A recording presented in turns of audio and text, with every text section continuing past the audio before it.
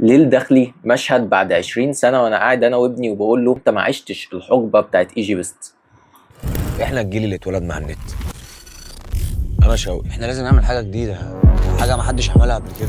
اهلا وسهلا بيكم في حلقة جديدة وكلام في الافلام، والنهارده معانا فيلم ايجيبست بطولة احمد مالك، سلمى ابو ضيف، ومروان بابلو. الفيلم هو قصة مستوحاة من قصة صناعة ايجيبست عن ولدين وبنت، الثلاثة اصحاب من زمان جدا كأي مثلث حب تقليدي. في يوم من الايام الولدين بيقرروا ان هم يصنعوا منصة لتسريب الافلام، ومن هنا بتبدأ الكثير من المغامرات اللي ليها علاقة بالحب، الغيرة، السينما، الصداقة، وحاجات تانية كتير. مبدئيا الفيلم ده مختلف في تصميمه وفي كيانه عن الحاجات اللي اتعودنا نقدمها، ودي في حد ذاتها بالنسبه لي دايما بتبقى نقطه ايجابيه لصالح الفيلم سواء نجح فيها او ما نجحش. ولكن في وجهه نظري المره دي الفيلم نجح لدرجه كبيره جدا، خصوصا في الحاجات المختلفه اللي عايز يقدمها. فتعالوا نبدا بالايجابيات، وكالعاده هبدا بالعالم. عالم مليء بحب الافلام، مش الحب الاكستريم النرداوي بتاعنا، ولكن الحب الطبيعي اللي بيبين قد ايه احنا مرتبطين بالافلام، قد ايه الافلام مشاركه في تصميمنا لدرجه كبيره جدا، خصوصا الناس العاديه اللي دايما بتذكر عادل امام في نص الكلام، الناس العاديه اللي دايما لازم يبقى في البيت شغال فيلم لاحمد زكي لعادل امام. للناس دي مرورا بحقبه شرايط الفيديو وقد ايه الموضوع ده انقرض. والحقيقه ده جزء بسيط جدا من العالم بتاع الفيلم، لان العالم بتاع الفيلم زي الحياه بالظبط، في فقر، في حوجه، ولكن في افلام وفي حب،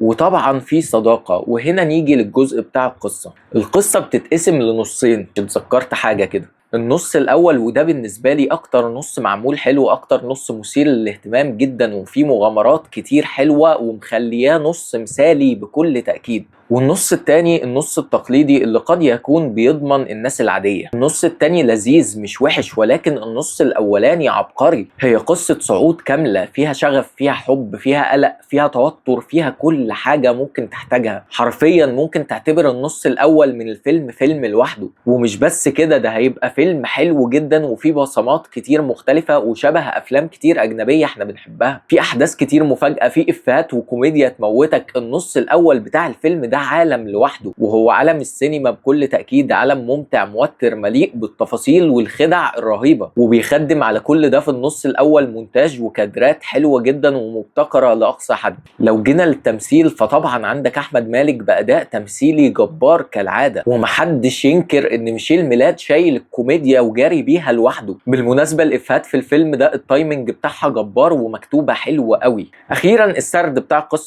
القصة حلو جدا، روش جدا. أحمد مالك كراوي فظيع.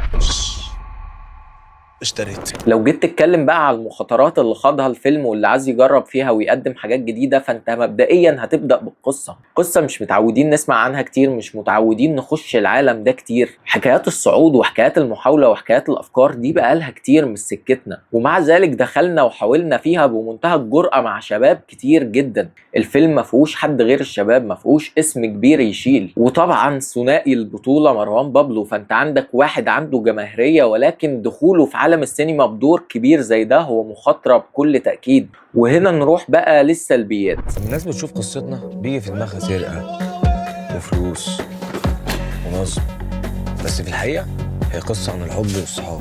النص التاني يعتبر فيلم تاني تماما، فيلم قعدت تقدم له شوية في الجزء الأول، ولكنه مش القصة اللي انت جاي تحكيها، وبكل تأكيد مش قصة الجمهور اللي انت متارجته. انت في الأول وفي الآخر فيلم شباب، انت دخلت في كمية حاجات تقليدية وكمية حاجات مش مثيرة للاهتمام رهيبة. مثلثات الحب مهما اجتهدت في تصميمها دايما تقليدية. محاولات الاجتهاد في الجزء التاني قليلة جدا، آخرهم حاولت تعمل بلوت تويست، ولكن بلوت تويست عادي. من أول ما بدأوا يكسبوا فلوس وبدأوا يتغني هوب ابتدى الانهيار، لانك انت عاوز تقدم صراع ما بين الحب والصداقة. وهنا هيقابلك مشكلتين، مشكلة القصة ومشكلة التمثيل. ونبدأ بمشكلة القصة. الموضوع ده من كتر ما هو لازم يتبني له ومن كتر ما هو معقد محتاج افلام لوحده، محتاج تقدم فيلم كامل عن الصداقة او فيلم كامل عن الحب عشان تعمل المثلث ده. انما ما ينفعش تقدم لي فيلم خاص بقصة الصعود او فيلم خاص بقصة النجاح وفجأة ترمي لي فيه مثلث حب وعايز تبقى دي النهاية، لأن مثلث الحب ده مش مرمي كحاجة جانبية، مثلث الحب ده انت مقدمه على انه الأساس، انت مقدمه على انه الحبكة بتاعت النص التاني كاملة، وما ينفعش تبني ان يبقى التصاعد الدرامي بتاعك خاص بمثلث الحب ده وانت ما قدمتوش كويس. انت لو كنت كملت بقصة الصعود بس ومشيت بيها كنت عملت فيلم حلو جدا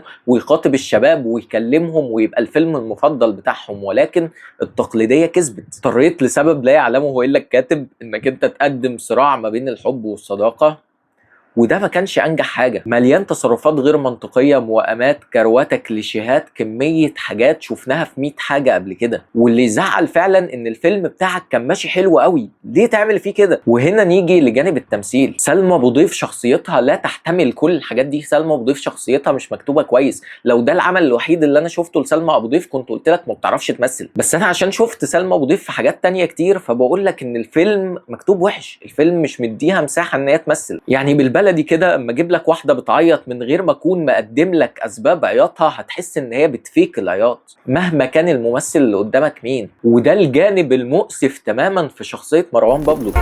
فلوسنا بلاش تخش لي دخلة العهد دي والنبي عشان انت اللي كسر يا ابن الحرام.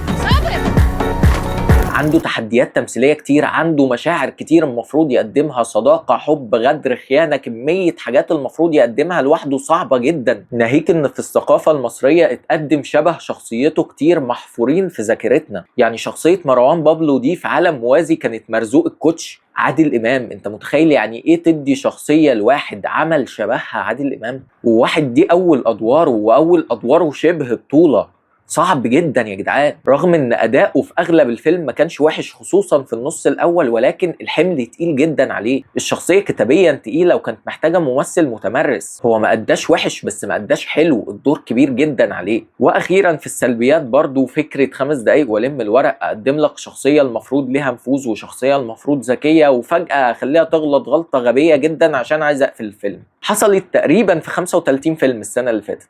اخيرا الفيلم مش وحش، نصه الاول عبقري، جرب في حاجات كتير، خد قرارات كتير جريئه، وهو بكل تاكيد محاوله مشرفه. فلو عجبك اللي احنا قلناه ما تنساش تدوس لايك، قول لي رايك في الفيلم في الكومنتات، اشترك في القناه وشغل زر الجرس عشان يجي لك كل جديد. في الفيديوهات القديمه يمكن حاجه تعجبك. سلام.